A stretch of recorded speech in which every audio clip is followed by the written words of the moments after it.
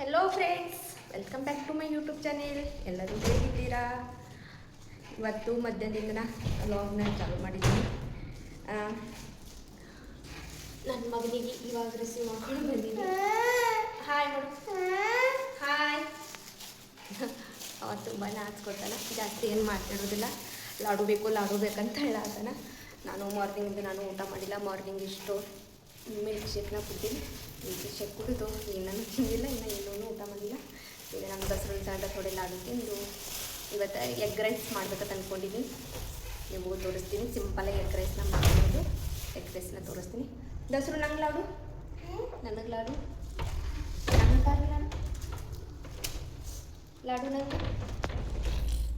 ಲಾಡು ನಂಗೆ ತಾರೆ ಬಾಬಾ. ಬೇಸನ್ ಲಾಡು ನನ್ನ ಮಗನಿಗೆ ಫೇವ್ರೆಟ್ ಇದು. ನಂಗೆ ಲಾಡು ತಾ, ನೀವಂತೀನ ನಂಗೊಂತ ನೋಡಿ. ನಮ್ಮ ದಸರು ಲಾಡು ಕೂಡ ನಾನು ತಾತೇನ ಅಂತಾನೆ ನಂಗೆ ಕೊಡ್ತಾಯಿಲ್ಲ. ನಾನು ತೊಗೊಳ್ಳಿ, ಒಂದು ತೊಗೊಳ್ಳಿ.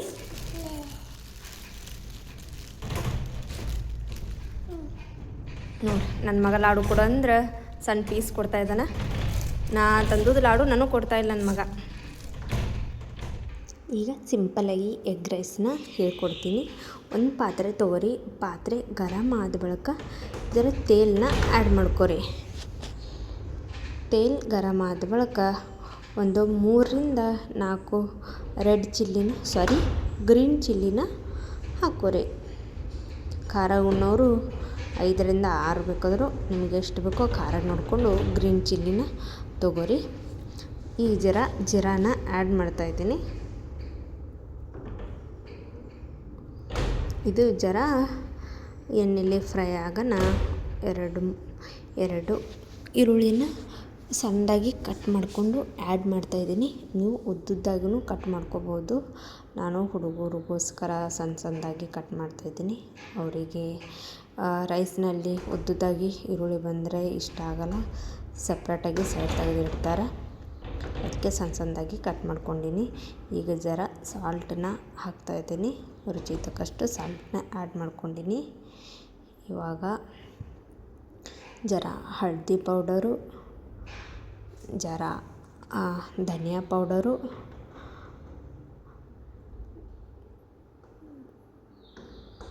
ಜರ ಗರಂ ಮಸಾಲ,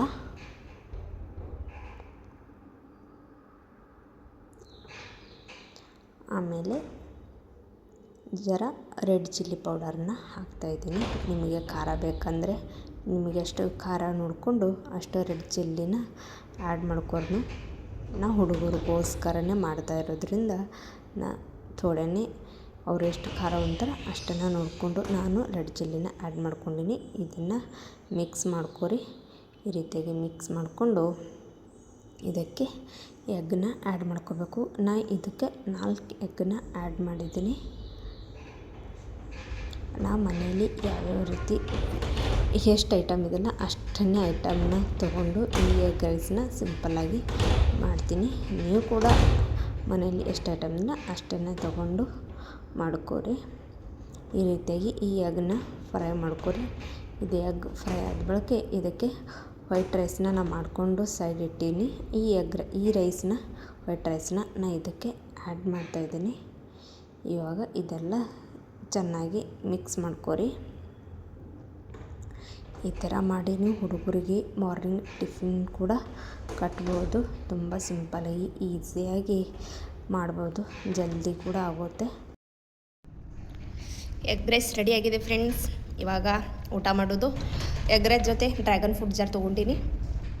ಸೊ ಆಗ್ಯಾವ ಫ್ರೆಂಡ್ಸ್ ಭಾಳ.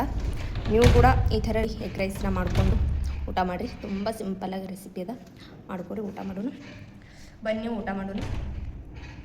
ಹೊಸವಾಗಿದೆ ಫ್ರೆಂಡ್ಸ್. ಮಾರ್ನಿಂಗ್ ಬರೀ ಮಿಲ್ಕ್ ಶೇಕ್ ಅಷ್ಟೇ ಕುಡಿದಿರೋದು. ಇವಾಗ 3 ಗಂಟೆ. ಇವಾಗ ಊಟ ಮಾಡತ್ತೀನಿ. ಹೊಸವಾಗಿದ್ದು ಎಗ್ ರೈಸ್ ಮಾಡ್ಬೇಕಾದಾಗ ಊಟ ಮಾಡಿದ್ದಿಲ್ಲ. 10ರಿಂದ 12 ತನಕ ಕ್ಲಾಸ್ ಇರ್ತದಲ್ಲ, ಅವಾಗ ನಾನು ಏನೂ ಮಾಡೋಕ್ಕಾಗಲ್ಲ. 12:30ಗೆ ಸ್ಟೂಡೆಂಟ್ ಹೋದರು.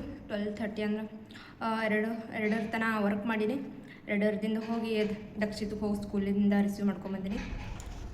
ದಕ್ಷಿತ್ ಮಾಡ್ಕೊಂಡಾಗ ರಕ್ಷಿತಗೂ 4 ಗಂಟೆಗೆ ಸ್ಕೂಲ್ ಬಿಡ್ತದೆ. ರಕ್ಷಿತಗೂ ಕರ್ಕೊಂಬಂದು ಅವರಿಗೂ ಇಷ್ಟು ಎಗ್ ರೈಸ್ ತಿನ್ನಿಸ್ಕೊಂಡು ಮಮ್ಮಿ ಪಪ್ಪನ ಕಡೆ ಹೋಗೋದು. ಇದಿಷ್ಟು ತುಂಬ ಟೇಸ್ಟಾಗಿದೆ ಫ್ರೆಂಡ್ಸ್. ಉಳ್ಳಾಗಡ್ಡಿ ಜರ ಎಣ್ಣೆಗೆ ಜಾಸ್ತಿ ಫ್ರೈ ಆಗ್ಯದ. 1 ವರ್ಷ ಆಯ್ತು ಅಡುಗೆ ಮಾಡಿಲ್ಲಲ್ಲ, ಅದಕ್ಕೆ ಎಣ್ಣೆಗೆ ಫ್ರೈ ಆಗ್ಯದ ಉಳ್ಳಾಗಡ್ಡಿ ಜಾಸ್ತಿ.